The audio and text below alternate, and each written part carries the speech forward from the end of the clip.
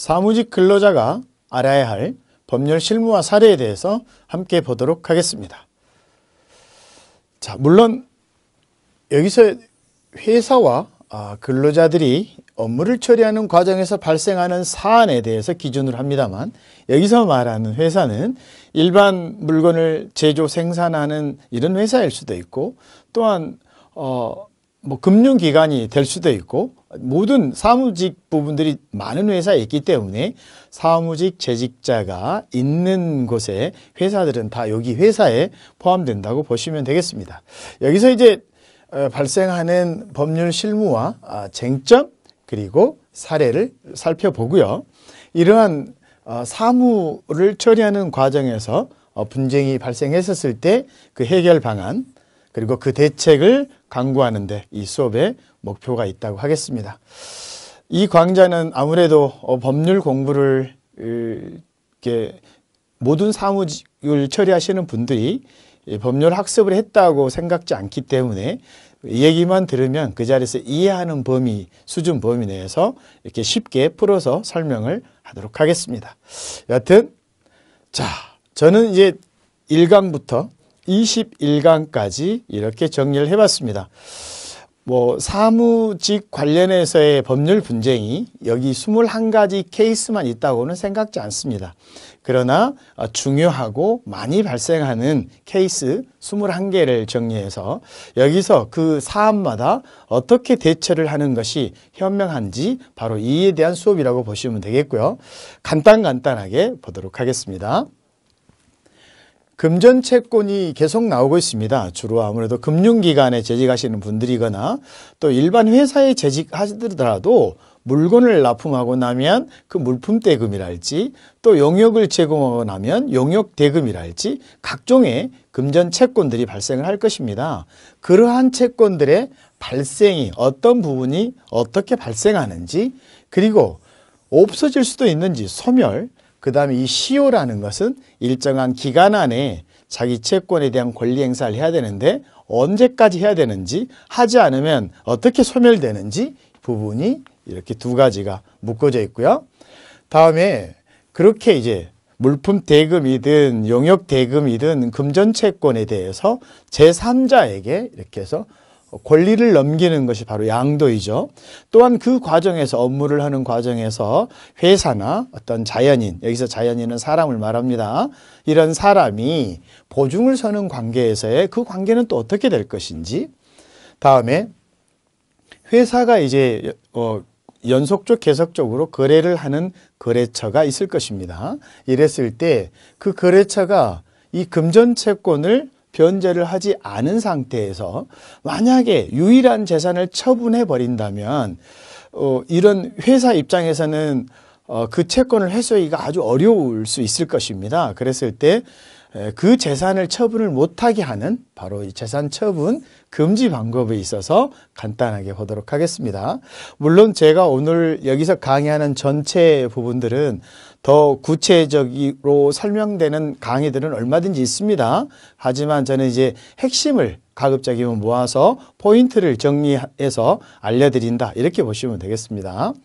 자, 다섯 번째는 만약에 이러한 금전채권이 있다고 했었을 때 직접 변호사나 법무사, 법률 전문가의 도움을 받아서 그것을 회수하는 절차를 진행할 수 있을 것입니다. 또 진행을 한다고 해도 그 절차에 대해서 잘 알면서 하는 것과 전혀 모르고 한 상태에서는 좀 다르다고 볼 수 있겠는데요. 어쨌든 이런 금전채권의 청구를 어떻게 할 것이냐. 그 다음에 우리나라 법원에서는 그러한 청구 이후에 채무자의 재산에 강제 집행을 할 수 있도록 되어 있는데 그러려면 집행권을 얻어야 되고 집행권을 얻으려면 이런 소송 절차를 진행을 해야 됩니다. 그래서 그 소송 절차가 어떻게 되는지 한번 보도록 하겠습니다. 여섯 번째는 이러한 소송 절차 외에 우리나라에서는 간이하게 그러니까 빠르고 신속하게 그것을 청구하는 다시 말해서 소송 절차에는 변론이 있다면 변론이 없이 서류심으로 법원에 청구하는 절차가 있습니다. 그것이 바로 지급명령인데요. 지급명령이 어떻게 절차가 진행되는지 보도록 하겠습니다. 7번째는 만약 이런 금전채권을 갖고 있는 이제 채무자의 입장이죠. 채무자가 요즘 뭐 뉴스나 매스컴에서 많이 들어보셨을 테지만 회생을 했다, 파산을 했다, 면책을 했다 이런 얘기가 많습니다. 그러니까 다시 말해서 채무가 있는 회사가 회생 파산을 했다면 그때 이 회사에서는 채권을 갖고 있는 채권자 회사에서는 어떻게 처리해야 되느냐 이런 부분이죠. 물론 제가 회사라고 말을 했습니다만 당연히 그 회사에서는 그 사무를 처리하는 분들이 업무를 처리하기 때문에 제가 회사라고 지칭을 한 것입니다. 자, 8번째는 만약에 이제 4번처럼 이렇게 채무자 회사의 재산을 처분을 못하게 해놓은 상태였다면 처분을 못하겠죠. 근데 그렇지 않은 상태에서 처분을 다 해버려 가지고 재산이 전혀 없더라. 그렇다면 어떻게 할 것이냐 문제가 발생하는데 그 재산 처분에 있어서 취소를 시킬 수 있다. 그렇다면 그것이 어떠한 권리인가 이에 대해서 보도록 하겠습니다. 다음에 이제 사무직 근로자와 회사 관계에서는 근로계약이 필수적으로 계약을 체결을 해야 되는데 그때 근로계약과 계약서의 작성에서 포인트가 어떻게 되는 것인지 보도록 하고요. 그 회사에서 재직하고 있는 근로자가 있는데 근로자의 급여에 대해서 임금에 대해서 압류가 만약에 들어왔다면 회사 입장에서는 어떻게 해야 되느냐. 물론 그 이제 직원들이 처리를 해야 되겠지만 그 압류 시에 주의사항 만약에 잘못했었을 때 또 어떠한 문제가 발생하는지 이런 것에서 함께 보도록 하고요. 만약에 이제 사무직 근로자의 입장에서 보면 어떤 회사에서 퇴직을 했었을 때 그에 대한 임금이나 퇴직금이나 뭐 이런 걸 받게 되겠습니다. 근데 그때 주지 않는다면 어떤 절차를 통해서 받을 수 있는지가 11번째고요. 계속해서 여기서 12번째 계약서와 계약 불이행이 있는데 여기에 근로계약과는 다른 부분입니다. 여기는 업무를 하는데 거래처하고 업무를 처리하는 과정에서의 계약서와 그 계약을 이행하지 않았다면 어떤 책임이 있는 것인지 이 부분을 여기서 보도록 하고요. 다음에 계약서를 작성을 하면서 계약금을 준 상태에서 나머지 이행이 되지 않았다. 그렇다면 그 계약금을 가지고 이제 분쟁이 많습니다. 그 계약금에 반환 청구 시에 어떤 주의사항이 있는 것인지 다음에 회사와 회사의 거래 관계에 있어서 연속적 계속적으로 거래를 하면서 계속 이제 대금을 그때그때 주고받으면 가장 원만하겠죠. 그러나 그렇지 않다면 예를 들면 뭐 이렇게 모아서 한 번에 결제를 하겠습니다. 이럴 수도 있는 것이고 아니면 일부씩 변제를 하겠습니다. 이럴 수도 있는 것이고 이랬을 때 또한 회사의 입장에서 금융기관에 대출을 받으면서 담보대출 그러니까 뭐 부동산이나 기타 다른 채권에 대한 담보대출을 했다면 그러한 담보대출 시에 이제 근저당권의 설정을 일반적으로 금융기관에서 하고 있습니다. 이럴 때 설정과 말소에 대해서 한번 보도록 하겠습니다. 다음에 이제 회사에서 직원들이 사무직이든 뭐 사무직이 아니든 직원들이 근무하는 과정에 그 직원의 과실, 잘못으로 인해서 만약에 고객에게 피해가 있다면 내지는 거래처에 피해가 있다면 회사는 또 어떤 책임을 져야 되는 것인지 다음에 어떤 이제 물건을 생산하거나 만듭니다. 근데 그 물건에 있어서의 만든 회사의 책임이 어떤 법률적인 책임이 있는 것인지 그다음에 17번째 불법행위와 손해배상입니다. 그러니까 여기서는 이제 고의 과실로 인한 내지는 계약 불이행일 수도 있겠습니다만 여기에서는 고의 과실에 의한 직원이나 회사의 고의 과실입니다. 이랬을 때 그 손해배상 책임이 어떻게 뒤따르는지 보도록 하겠습니다. 만약에 그런 손해가 발생을 했다면 이러한 각종의 책임들이 있다면 그에 대한 손해배상에 대한 청구와 그 소송의 절차가 어떻게 되는 것인지 만약에 과실이 있었다면 소송을 당할 것이고 상대방 거래처가 과실이 있어서 손해배상 청구를 한다면 소송을 제기해야 되는 공격과 방어를 여기 18번에서 함께 보도록 하겠습니다.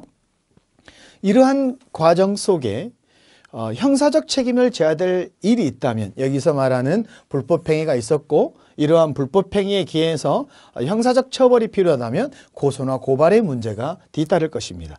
또한 피고소인 피고발인 입장에서 보면 그러한 행위를 했었을 때 이런 고소 고발을 당할 것입니다. 자, 이랬을 때 그 절차와 방법 어떻게 해석을 하고 어떻게 접근해야 되는지를 보도록 하겠습니다. 자, 20번째는 이제 회사가 연속적 계속적으로 금융기관과 꾸준히 거래를 할 것입니다. 예금이든 자유저축이든 금전거래가 없을 수는 없으니까요. 그런데 그 회사의 계좌, 그러니까 회사의 예금이 압류가 되었다면 어떻게 할 것이냐. 다음에 회사에서 어떤 거래처에다 돈을 입금하는 과정에 입금을 다른 계좌로 해서 잘못 입금했다면 어떻게 할 것이냐. 그럴 때 대책은 무엇인가.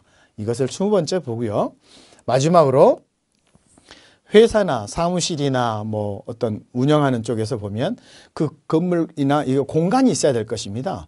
자기 건물이 아니었을 때 임차인으로서 뭐 공장을 운영하거나 회사, 사무실을 운영하거나 이렇게 할 텐데 그때 만약에 임대차 분쟁이 발생한다면 어떤 주장과 방어를 할 수 있겠는지 이렇게 해서 총 21장의 내용으로서 이 수업을 진행해 보도록 하겠습니다.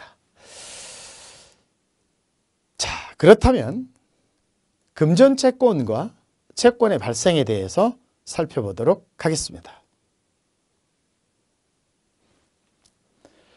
먼저 주요 내용과 용어를 먼저 보고요.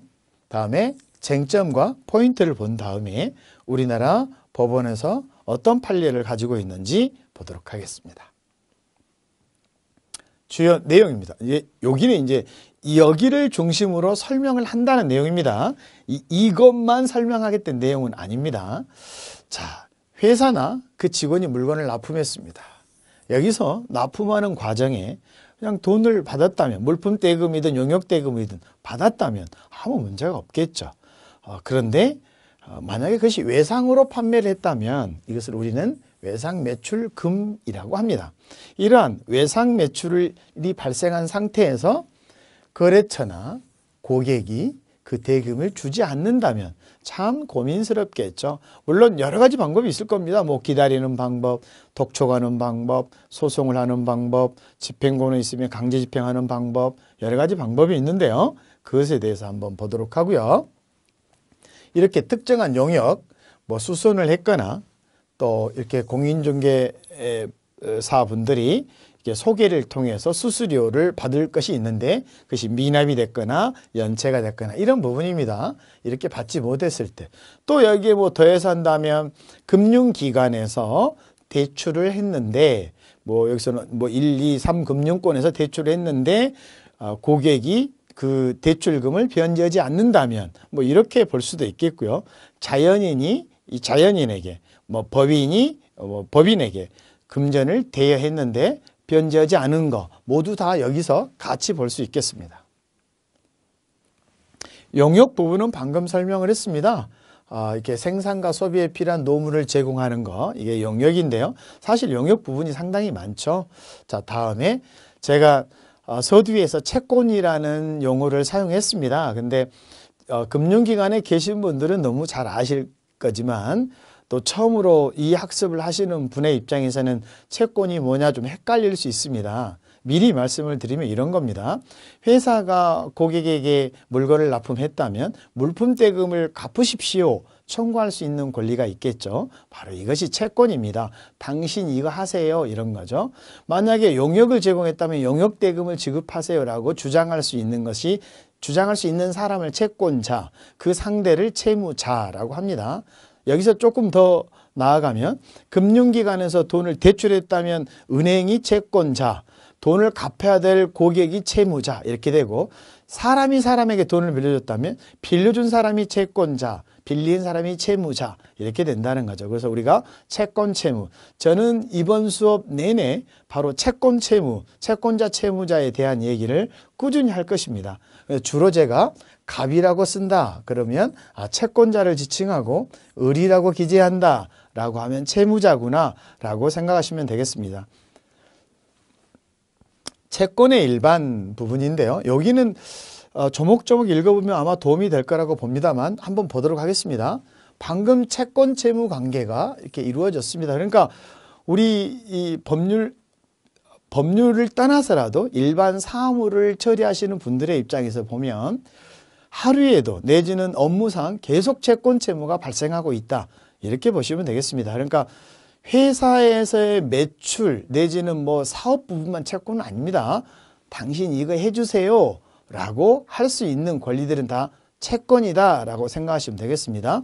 어디까지도 생각하셔도 되냐면 지하철을 타는데 지하철을 만약에 카드로 결제하고 타게 된다면 지하철을 결제를 미리 하고 탔기 때문에 지하철을 운영해 주세요 요구할 수 있는 권리가 이미 채권이다 이런 말입니다. 네, 그러면 지하철을 운영을 해야 될 부분이 채무다 이렇게 보시면 되겠습니다. 이거 해주세요 요구할 수 있는 거 채권 채무고요. 다만 이러한 채권은 제가 여기에 법이 있습니다만 채권 관련 법 뭐 이렇게 그냥 생각을 하시면 되겠습니다. 이러한 것들은 사적 잔치, 다시 말해서 당사자끼리 우리 그냥 이렇게 합시다. 다시 말해서 우리가 계약 자유의 원칙이라고 말합니다. 계약을 할 때 계약은 청약과 승낙을 계약이라고 합니다. 이거 살래요? 살게. 그러면 계약이 이루어진 거죠. 청약과 승낙. 이런 계약이 자유롭게 누구나 체결할 수 있다. 바로 이런 것들을 사적 자치라고 생각하시면 되겠습니다. 당사자끼리 자유롭게 할 수 있다. 이렇게 보시면 되고요. 일반적인 채권이 이렇다는 것입니다. 단 여기서의 조건은 반사회적인 것은 제외입니다. 그러니까 우리가 일반적으로 저것은 안 돼. 해서도 안 돼. 인륜적으로도 안 돼. 도덕적으로도 안 돼. 사회적으로도 안 돼라고 생각한 부분들이 일반적으로 안 된다는 것이고 그 외의 것들은 자연스럽게 당사자끼리 마음대로 하세요. 이런 말입니다. 근데 이렇게 합의가 1차적으로 기준이 된다라고 보시면 되겠습니다. 다음에 채권은 이제 여러 가지 부분이 있는데요. 가장 많은 게 금전채권입니다. 왜 금전채권이냐면 조금 전에 용역대금 금전채권이죠. 물품대금 금전채권입니다. 그러면 여기 말고 제가 금융기관에서 대출도 금전채권이죠. 그럼 그거 말고 손해배상이 났다고요. 예를 들어 교통사고. 예로서 말씀을 드리는 겁니다. 그럼 교통사고가 났으면 사고가 났다고 똑같은 피해만큼을 상대방에게 가해자에게 피해를 줄 수는 없습니다. 우리나라는 법은 금전으로 받도록만 돼 있죠. 역시 손해배상도 금전이다라는 거죠. 여러분이 지금 용어에서 배상이라는 말을 제가 지금 사용을 했습니다. 그런데 우리가 이제 보상이라는 말들을 많이 사용하고 있는데요. 배상은 위법하고 불법했었을 때 상대방에게 청구하는 게 배상이고요. 보상은 법률상 이미 그렇게 할 수 있도록 돼 있는 거예요. 이런 것이 보상입니다. 그래서 국가나 지방자치단체나 이런 데서 주로 보상금이 주로 나오는 것은 법률에 적합하게 해서 일을 했기 때문에 보상금 이렇게 말을 했던 것이죠. 그래서 저는 오늘 보상 기준이 아니라 배상 기준 여기 부분을 중심으로 설명을 드리겠습니다. 자, 이자의 약정입니다. 역시 사적 잔치이기 때문에 마음대로 이자를 하시면 되는데 단 우리나라에는 이자 제한법이 따로 있습니다. 그래서 물론 뭐 그 당시 어떤 사건 사고가 있고 예를 들어 대출이다. 뭐 물건을 납품하는데 물건 대금을 늦게 주는 대신에 지연손해, 늦게 준에 대한 만큼 지연 손해에 대한 것을 주십시오. 이렇게 할 수도 있는 거죠. 그랬을 때 그 비율, 소위 말한 금융기관이 대출을 할 때 이자, 자연인이 자연인에게 돈을 빌려줄 때 몇 프로까지 받을 수 있냐. 우리나라 이자 제한법을 찾아보시면 되는데 현재 기준에서는 24% 이하다 보시면 되겠습니다. 그러니까 법률에서 정한 것은 24% 이하이기 때문에 그 이하에서 임의적으로 마음대로 5%든 10%든 20%든 약정하면 된다. 사적 자치, 계약을 마음대로 하세요. 이런 뜻이라고 보시면 되겠습니다. 이때 약정이율과 법정이율인데 법으로 정한 이율이 이미 법률에서 정한 이자 제한법 24%, 소송촉진법 예를 들어 12%, 여기서 말하는 민법에서 말하는 부분은 5%, 상법에서 말하는 법정 이율은 6%. 여기 법으로서 정한 거고요. 약정 이율은 이자 제한법에서 24% 이하에서 하라고 그랬기 때문에 거기서 당사자들끼리 우리는 그러면 10%를 하겠습니다. 그럼 그것이 바로 약정 이율이다 이런 말이죠. 법정 이율과 약정 이율의 차이. 물건을 매매와 하면서의 그 책임을 함께 보도록 하겠습니다. 당연히 우리는 상식적으로 물건을 파는 분들이 물론 이제 제조, 생산하는 쪽이 있고 판매하는 회사가 따로 있을 수도 있고 이걸 한 회사에서 같이 할 수도 있겠습니다. 당연히 제조사나 판매사는 책임이 있다는 게 우리 상식적인 부분이죠. 그때 우리는 이제 회사나 그 회사의 사무직원이 어떻게 처리해야 되느냐는 기준에서는 기준이 있어야 처리를 할 수 있겠죠. 그래서 한번 보도록 하겠습니다. 당연히 그에 대한 금전 청구권을 갖게 되는 건 당연한 거고 물건을 팔았으니까. 자, 여기서는 이제 채권과 채무의 부분은 제가 앞에서 바로 설명을 했기 때문에 특별히 설명드리지 않겠습니다. 다만 할부로 판매를 했다면 우리 얼마든지 주위에 할부 판매가 많잖아요. 자, 여기서 우리가 이제 카드로 구입을 한 거하고는 다릅니다. 왜냐하면 카드로 구입했을 때는 파는 회사에는 전액을 이미 준 거예요. 왜냐하면 카드사를 통해서 이미 결제가 된 거고 그 카드사의 카드 대금을 별도로 자기가 주는 거지 물품 대금이 결제가 안 된 거 아닙니다. 다만 그 카드 결제 말고 그냥 현금으로 하는데 뭐 매월 뭐 24만 원이면 한 달에 2만 원씩 1년간 24만 원 지급하겠습니다. 이런 부분이 이제 할부 매매가 되겠죠. 아니면 카드로 한다고 하더라도 한 번에 결제하는 게 아니라 뭐 6개월이면 6개월에 걸쳐서 하겠습니다. 그러면 6만 원짜리를 6개월에 걸치면 월 1만 원씩만 결제하는 이것이 바로 할부 매매다 보시면 되겠습니다. 자, 여기서 소유권, 소유가 뭔지는 아실 것이니까 소유할 수 있는 권리죠. 소유권. 매도인에게 있다. 그러니까 파는 자에게, 매도라는 건 파는 거죠. 매수는 사는 것이고, 그래서 파는 자인, 파는 사람, 파는 회사에게 소유권이 있다 이런 말이죠. 그리고 만약에 나중에 줄게요 라고 하는 조건부의 매매 계약이다 라고 보시면 되겠습니다. 이때 예를 들어 차량을 비싼 차를 5천만 원 차다, 5천만 원이다, 내지는 3천만 원이다 새 차를 한 다음에 일부 한 번 할부를 내놓고 팔아버리면 2대, 3대, 10대 있게 팔아버리면 나중에 회사에서는 문제가 발생하겠죠. 그렇죠? 자, 그래서 원래 그 소유권이 판매하는 회사에 있고 다만 이제 판매하는 회사에서 다른 데로 매매해도 좋다라는 동의가 있다면 처분을 할 수 있다. 이런 뜻이 되는 것이죠. 원칙적인 부분입니다. 채권법에서. 제가 채권법은 따로 없다고 했습니다. 채권 관련법을 말씀드린다고 했습니다.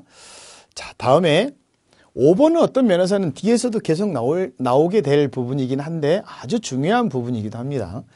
그건 조용히 한번 읽어보겠습니다. 매매 계약에 따라서 물건이나 권리의 이전에 하자가 있다면, 그러니까 우리가 물건을 사는데 물건에 하자가 있다면 소비자분들에 있어서의 이 하자에 대한 분쟁이 상당히 많죠.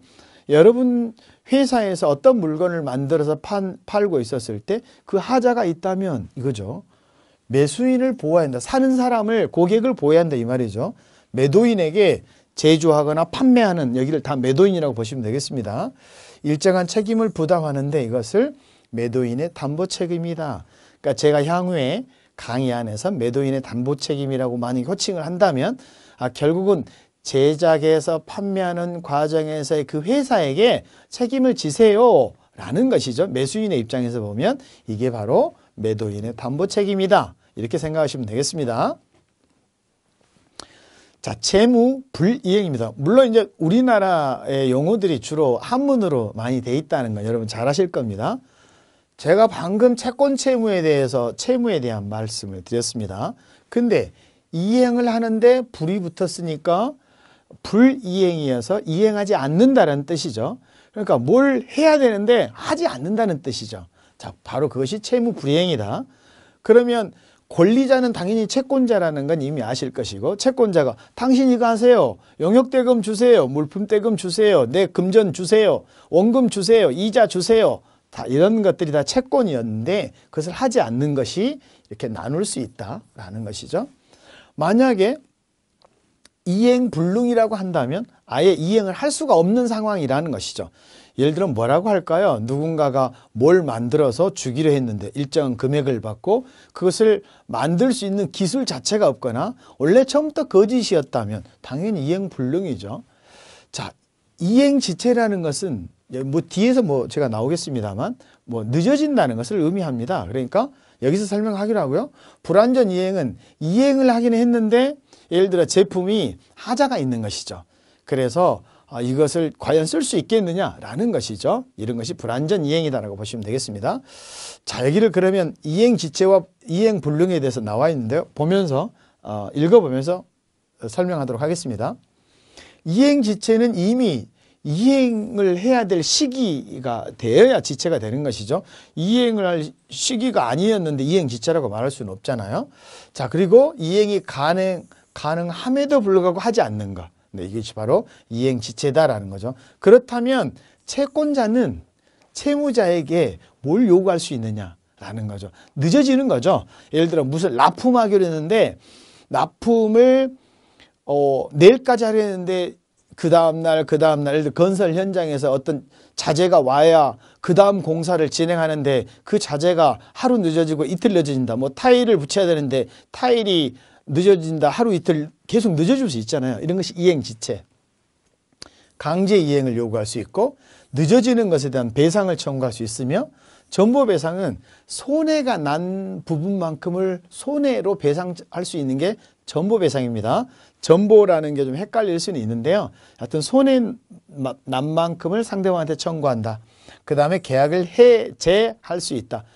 해제 부분은 것은 처음부터 계약이 없는 것으로 할 수 있다 이런 말입니다. 이것을 할 수 있기 때문에 해야 한다라고 해석하시면 안 됩니다.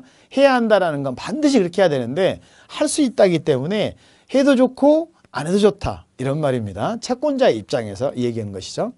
이행불능 이거는 어차피 이행을 할 수가 없는 거죠. 계약대로 이행을 할 수가 없는 상태. 이행불능 부분이죠. 이때는 채무자는 채무자의 기책 사유로 인하여 채무의 이행이 불가능하게 된 것을 이행불능이라고 한다라는 것이고, 자, 이때는 채권자는 손해배상 그리고 계약해제 등을 당연한 얘기겠죠. 계약을 맺어놓고 다만 여기서는 이제 제가 뒤에서 계약서에 작성해서 설명을 하겠습니다만 계약의 작성에서 어떤 조건으로 이행 지체 시, 이행 불능 시, 그다음 손해배상 시 어떻게 하는 것이 좋은지 구체적으로 기재하는 게 가장 좋다라고 생각하시면 되겠습니다. 그건 제가 계약편에서 다시 한번 보도록 하겠습니다. 만약에 금전이라면 이제 금전 채무가 많다고 했기 때문에 금전의 반환은 어느 때 해야 되느냐가 이제 중요한 시기겠죠. 왜냐하면 조금 전에 이행 불능, 이행 지체 이런 부분에 있어서 그것은 시기가 이미 있던 거죠. 언제까지 하기로 했는데 안 했다. 그러니까 이행 지체다. 바로 이 기준이 있는 것이죠. 금전의 채권이 가장 많다고 했기 때문에 그렇다면 언제 줘야 되느냐라는 것입니다. 보겠습니다. 만약에 금융기관이 대출해줬다면 언제 갚기로 하겠습니다. 몇 년 몇 월 며칠까지 변제하도록 했습니다. 며칠에 변제하겠습니다. 라고 바로 그 기한이 도래할 때죠.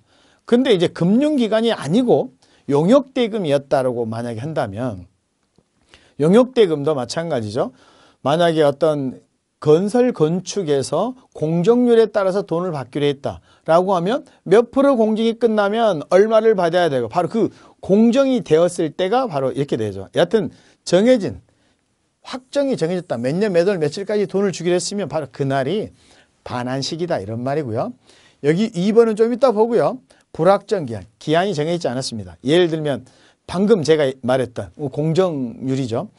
뭘 하면 조건으로 뭘 한다. 라는 바로 이런 조건부의 계약들이 많이 있습니다. 그래서 이 물건을 이제 도매상, 그러니까 제조사에서 도매상으로 넘겼어요.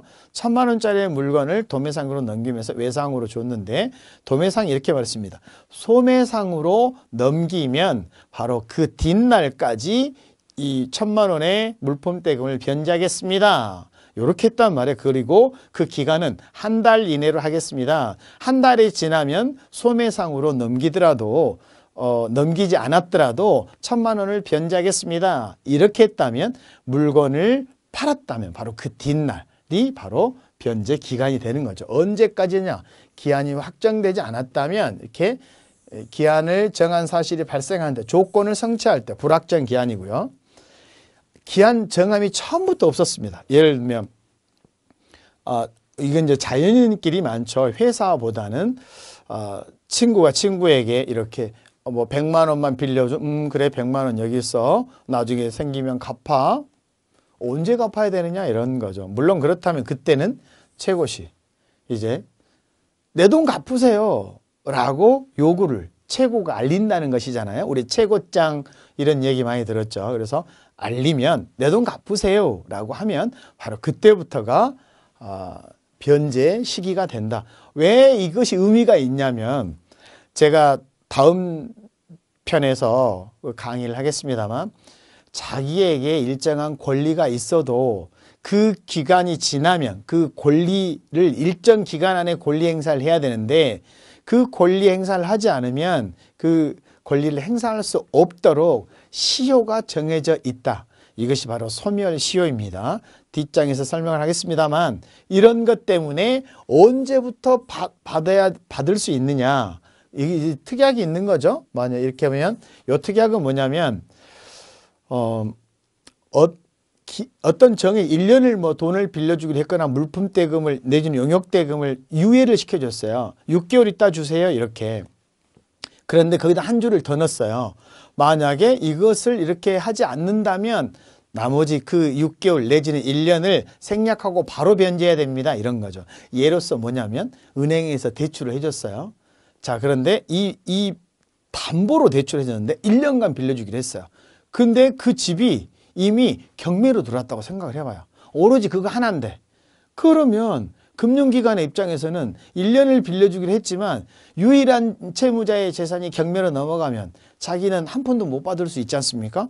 그랬을 때는 야 이거 안 돼. 우리 바로 줘.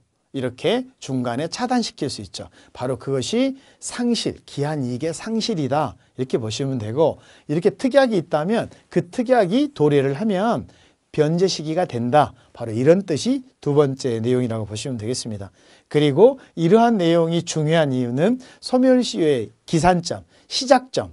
그래서 채권자가 채무자에게 권리를 행사하는데 언제부터 그 시간이 계산해야 되느냐 이런 것이 중요하기 때문에 이 자체가 의미가 있다고 볼 것입니다. 자, 이제 금전이라는 게 보다 보면 원본이 원금이라고 생각하시면 되겠습니다.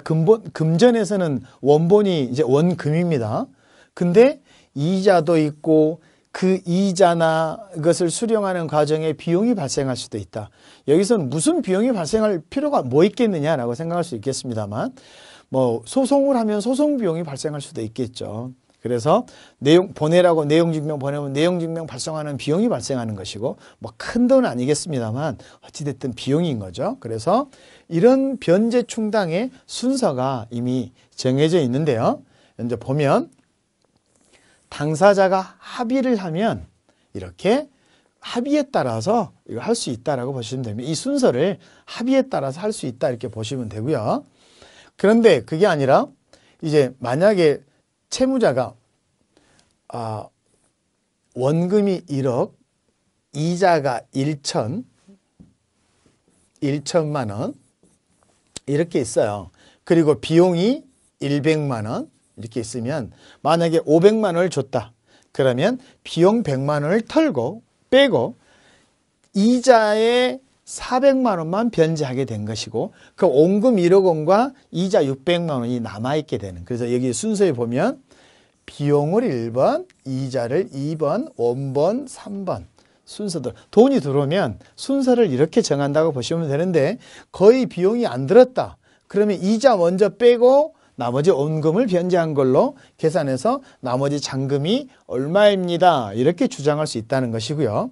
만약에 그게 아니라 연속적 계속적 거래를 하고 있어서 뭐 이틀에 한 번씩 물건이 계속 들어가요. 근데 어떤 이제 채무자가 그 연속적 계속적으로 거래했던 거래처에서 돈을 갖고 오는데 이게 언제적 물건을 납품했던 돈이냐, 바로 이제 이런 것이 헷갈릴 수 있겠잖아요. 여기서는 이행기가 도래한 채무의 변제에 먼저 법률적으로는 충당해도 좋다 이런 말입니다. 그러니까 맨 옛날에 주기로 했던 거 먼저 그거 갚은 거예요. 그 이번에 들어간 건 아직 안 갚은 거예요. 이럴 수 있다는 것이죠. 순서입니다. 다음에 이제 항변편입니다. 여기서의 항변의 부분은 뭐냐면 채무자의 입장입니다. 이제 지금까지 저는 주로 채권자가 뭘 주의해야 되느냐, 회사나 그 사무직 부분들이 뭘 조심해야 되느냐 이런 부분이었는데요. 그 거래처인 회사에서 채무자 입장에서의 사무를 보시는 분들의 입장에서 주장할 수 있는 부분이라고 보시면 되겠습니다. 뭐 변제가 뭔지는 아시니까 뭐 큰 의미를 제가 설명할 필요는 없습니다. 근데 다만 변제는 어디서 해야 되느냐 이런 부분이 있다면 채권자의 주소지에서 해야 된다. 근데 우리는 이제 주소지를 잘 모를 수도 있고 요즘은 누가 집이나 사무실을 잘 안 갈 수 있잖아요. 그리고 금융기관에 은행에다가 입금을 해서 변제를 하는 경우가 많습니다. 그 금융기관에 입금을 한 것은 채권자의 주소지에 지급한 것과 같다라고 보시면 되겠습니다. 그래서 변제 장소를 정할 수도 있는데요. 정할 수도 있습니다. 어디서 하자. 근데 그렇지 않다면 채권자의 주소지다. 내지는 회사의 영업소다. 본사다. 이렇게 보시면 되겠습니다. 상계권입니다.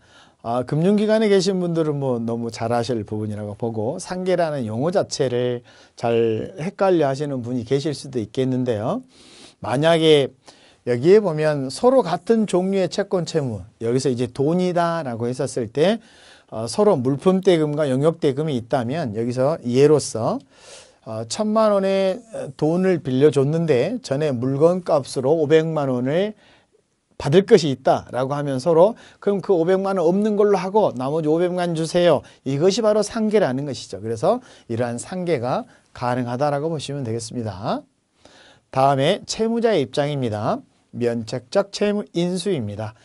채무자의 입장에서는 이게 무슨 소리냐면 앞을 보시면 채권자와 채무자가 있는데요. 이제 금전채권에 갖고 있다고 1억을 갖고 있다고 하겠습니다.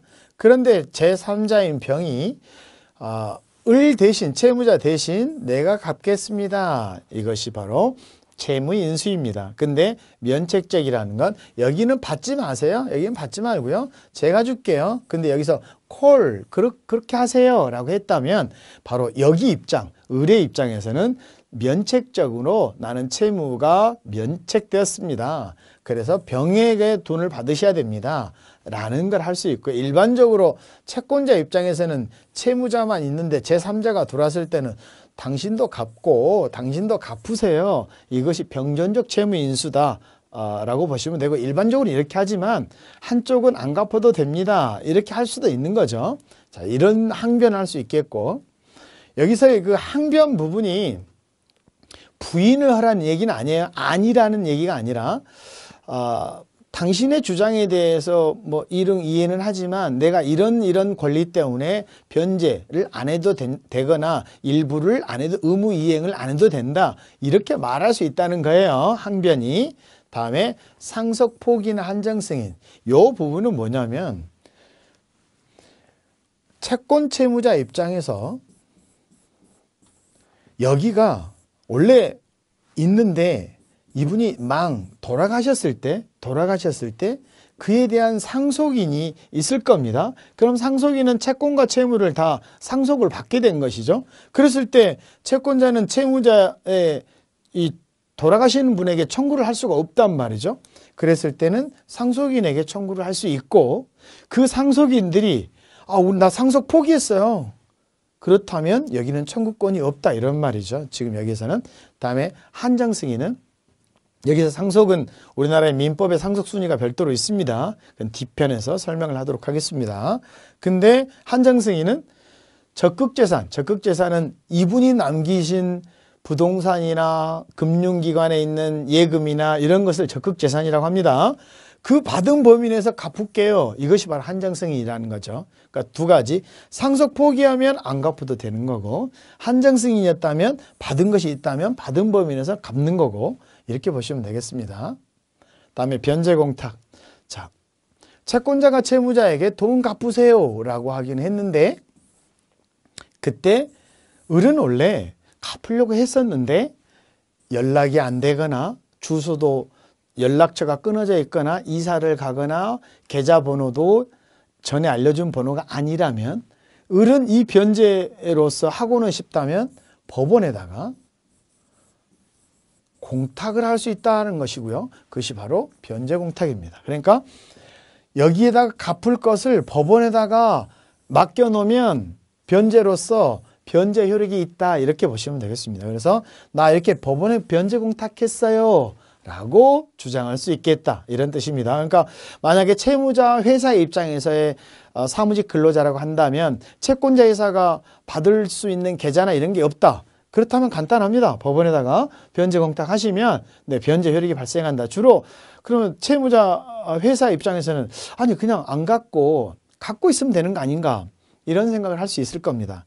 그런데 만약에 지연손해나 이자가 있다면 그것이 계속 발생하니까 그것을 차단시키려면 이자나 지연손해를 차단시키려면 소촉법에 따라서도 여기서 소촉법은 소송촉진특례법을 이야기합니다. 12%의 지연손해입니다. 요즘 은행에 가도 그 이율이 매우 낮은 편인데 12%는 엄청난 거죠. 그런데 채권자한테 연락이 안 돼가지고 변제를 못한다면 연 12%가 계속 발생하니까 최대한 빨리 변제를 하려면 결국은 법원에 공탁을 하는 게 현명한 방법이란 얘기죠. 자, 이렇게 해서 이에 대한 항변. 다음에 이제 소멸시효 부분은 제가 다음 장에서 좀 구체적으로 나오니까요. 거기서 설명을 하도록 하겠습니다. 자, 판례를 보도록 하겠습니다. 자, 채권자가 채무자로부터 변제 금원의 수령 사실을 인정을 했어요. 네. 그리고 타 채무에 변제를 했다. 그러니까 돈을 받기는 받았는데 이 물건에 대한 것이 아니고 전에 대한 물건에 대한 값으로 받았습니다. 라고 했다면 뭘 해야 되느냐 하면 증명 부분을 법정 충당의 우선순위에 있다는 사실을 채권자가 주장하고 입증해야 된다. 입증은 증거를 내야 된다. 이런 말이에요. 다음에 대여금, 돈을 빌려준 것입니다. 시효기간이 이제 도가를 했습니다. 소멸시효에 대해서는 조금 이따 더 구체적으로 설명을 하겠습니다. 근데 소멸시효가 완성해서 만약에 완성된 이후에 채무자가 소멸시효가 완성됐다는 건 안 갚아도 된다는 거 예로서 미리 말씀을 드리면 물품대금은 3년이고요. 상사채권은 5년입니다. 그러면 5년의 소멸시효가 지난 다음에 나는 소멸시효가 완성됐으니까 안 갚겠습니다 라고 주장하면 채권자는 청구를 할 수가 없단 말이에요. 자, 그런데 그 채무자가 그 기간이 3년, 5년이 지난 걸 알면서도 만약에 내가 변제할게요. 내지는 실제로 변제를 하면 어떻게 되는 것이냐? 이익을 포기한 것으로 추정할 수 있느냐? 추정할 수 있느냐? 적극, 그렇다. 지금 향후에 제 자료에, 여기 자료에서 적극으로 나오면 그렇다라고 해석하시고요. 소극으로 나오면 아니다라고 해석하시고요. 한정적 접근 그러면 일부가 그렇다라고 해석을 하시면 되겠습니다. 그에 대한 내용입니다. 이익을 포기한 것으로 추정할 수 있다라는 게 대부분 판례입니다. 자, 지금까지 금전채권과 채권의 발생에 대해서 살펴봤습니다. 수고하셨습니다.